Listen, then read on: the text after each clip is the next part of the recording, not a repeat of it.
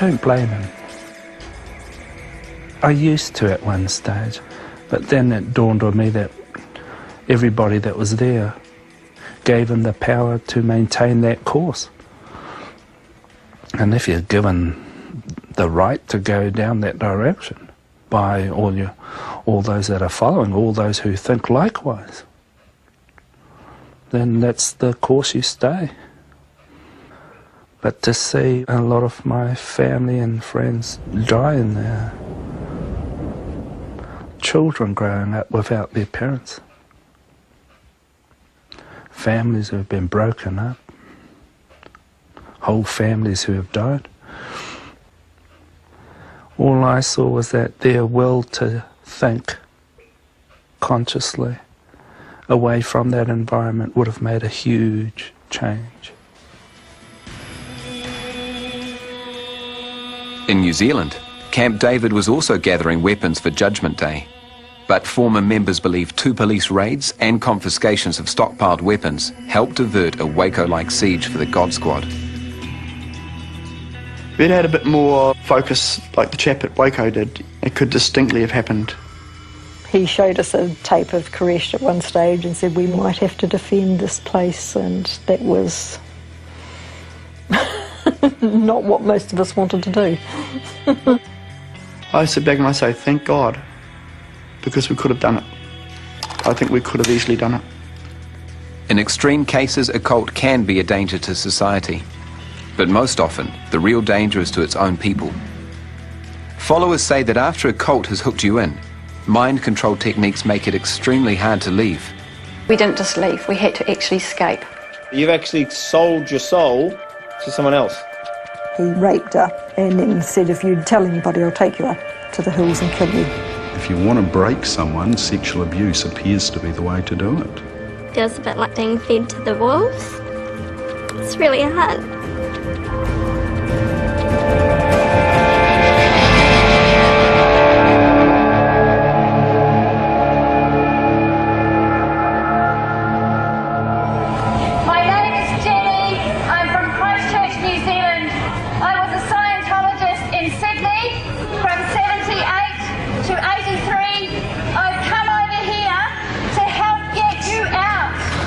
This second documentary is about former members of organisations they describe as cults. While these groups may or may not be cults, the followers claim they were subject to information control, time control, and relationship control. They say they were victims of hidden agendas, and once trapped inside the cult were coerced to stay. They say that these techniques can rob you or your loved ones of your free will, self-esteem, and ability to think. On the inside, believers may think however bad life is, escape will be worse. Cult experts tell us this belief is a consequence of mind control. I recently went to Sydney with my daughter. We wanted to meet her grandfather, who she's never seen ever because he went over 20 odd years ago. And we stood outside the building and chanted for him to come out. She's never met him to this day. So whether or not the people themselves don't want to see their family, or they're stopped, is still a bit of a mystery, but I think it's a bit of both. Scientology, a religion based around counselling and personal growth, has churches based in Auckland and Sydney. People say, you were there on your own volition and you could have left at any time. People talk about these concepts of power and control like it's real simple, and it's not. It was like being hypnotised, it was like being drugged without the drug. Something like Scientology comes along out of left field and you're suddenly involved in space opera. You lose your mind. You end up as an identity as a Scientologist. And you will hang on to that till your last breath, because if somebody takes that identity away from you, you are left naked against the universe. You really think that if you don't get it, if you don't get your shot of Scientology, be it a book, be it a course, be it helping out on staff, that you're not going to go totally free. So you're now phobic about leaving Scientology, and you really are. I was so terrified to leave. Not because of what the group would do to me, but because what about my eternity? It's a big question. Mind control is a name for a series of techniques used to manipulate and control people. who you can talk to, who you can't, how often you can spend time alone, if at all. Do what I say or I'm going to take your family away. You do what I say or you're going to hell. One of the ways to control what people think is to control what they think about. Cult watchers say a cult will restrict your access to outside media and other perspectives. This danger sign is a mind control technique they call information control. Growing up, we had newspaper only. Our books we read were quite limited, unless you could sneak a few from the school library or something. The Exclusive Brethren is a Christian sect that describes non-followers as worldlies. They're very scared of the media.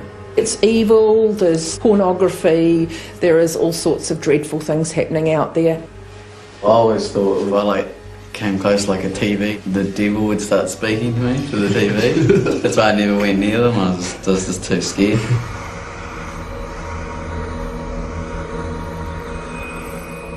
You see one and guilt and fear just drove you away from it. It was just built into you, it's just built into you all the time, into your head. A few weeks after we got out of it, man, we just into the movies. We watched more movies than anyone else has ever watched movies in history, eh? It's just insane. We're just glued to the goggle box, hard out, just taking it all in. Oh man, this is so cool. After a few months, we just got sick of it. For years and years, you just denied the information. And it's only when you get out for long enough to go on the internet where you can read some of the horror stories of what have happened to people in Scientology that you go, I've been conned. Ex-Scientologists claim that one control system is the church's legal and investigations arm, the Office of Special Affairs. They act like military police, and they dress like a military police. They could just walk in, they could just pick up folders, drag anyone off for a sec check. They were usually quite big too, quite sort of big, strong guys. They would come out in their navy uniforms, complete with cap. What they said went. I was terrified of them. So was everyone else. Scientology says Special Affairs staff do not have the authority to order confessional sessions and says they are a religious service done for spiritual gain. To compound the fear and isolation caused by information control, you may be kept exhausted. Lack of sleep and endless work are a danger sign called time control. If you keep people tired, they're going to lose their perspective on what's actually normal. Time control is essential and very easy to understand. If I can keep you so busy with group activities, you won't have time to think about your involvement. I'll also keep you very tired, so you won't have the capacity to think clearly. They would call it being monastic, getting up at 4 in the morning to pray and not eating enough and eating no protein. This is an ascetic lifestyle, but they're utilising it as a form of control. Near Christchurch in the 70s, Bishop Douglas Metcalfe's mighty men were worked around the clock to construct the fortified Camp David before the coming apocalypse. Most guys would have a job during the day, and then around evening time, we would gather together in our vehicles and travel up in convoy using walkie-talkie radios between them. And we would stop at Woodend, get fish and chips, and work until around about midnight, and then drive back down. Later on, we would sleep up there overnight and head back early in the morning. Depends on what sort of job you had. We would burn the candle at both ends for quite a long time, doing whatever took his fancy. Lost and exhausted, the next step is to isolate you from the outside world, particularly friends and loved ones. Experts call this danger sign relationship control. Relationship control is key to manipulating and controlling your members. You want to ensure that the members do not see people who might question your leadership. You want to manipulate things so that the group becomes their new family. As individuals, you had no close friendships because Metcalfe would come and split people up so that you didn't form close friendships because he didn't want people talking about what was going on. He didn't want people to form friendships with this woman because he was having sex with her, and he didn't want anything to slip out to talk to this other person. So it was all very individual. They have to have control over everything you do, because if you go outside of it, then the outside people are going to find out what is actually going on inside.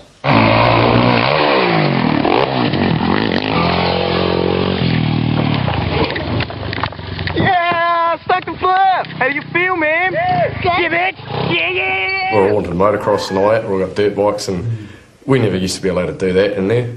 I mean, I had some old farm bikes and that sort of thing, but we never allowed to go out there and have competitions and go out and race and shows and stuff. That was, that was evil, That's against their rule of separation. When one member of the Murray family needed non-church approved treatment for a health issue, they confessed to an unrelated sin and were shut up. We knew the brethren would kick us out because we just felt we were on the outer all the time for whatever reason.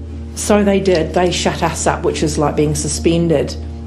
And a year later I made the decision to not return to the brethren. But the loss of my family and some of my close friends where we were living was just, you can't describe it. I was so screwed up in the head. I get on so well with my brothers and sisters, and we all love each other. But because I won't go back in, I no longer can have anything to do with them. And my children don't have anything to do with their cousins. They control your information and your hours of sleep. But for some members, it's the relationship control that can have the worst effect. You must cut all ties with your old life. We are your family now. The first time someone comes up to you, if they say your family is evil, you're not going to listen to them. And this is one of the reasons why we find it so hard to understand why people would believe this sort of thing. It's a gradual process of replacement of whatever it is that you have had in your life previously with something new, to the point where the suggestion that maybe your family actually isn't the best thing for you actually makes sense. My sister, she used to send me tapes of just her talking. It was so much more powerful than a letter. Just to hear her voice and hear her children in the background, her music playing. I used to cry something chronic. Just missing the family, and then I just go, stop it. It's not important. This is what we're doing is the greatest good. Just stop it. And I just managed to just control it. Based in Gloriavale, an isolated South Island farm, the Cooperites are led by former evangelist Neville Cooper, now known as Hopeful Christian. A lot of my family have left, but as far as he is concerned, there's no more communication. If we fulfill the moment you leave, you're not his son. I look at a couple of my brothers that have left. They're only 17, 18, they left. And my brother who took his life, that was one of the biggest things he faced, the suddenly cut off, or the isolation of suddenly being rejected. My brother couldn't handle that. Part of becoming on staff is you need to deal with your parents. If they don't want you to be on staff, you have to handle them or disconnect from them. Handle them means give them information about Scientology, bring them round, bring them in, that's the optimum, or you disconnect from them. A young girl came in, she was early 20s, our age. She was from a religious family. She didn't want to handle them and she didn't want to disconnect from them. So she was under enormous pressure to do this, and she hung herself.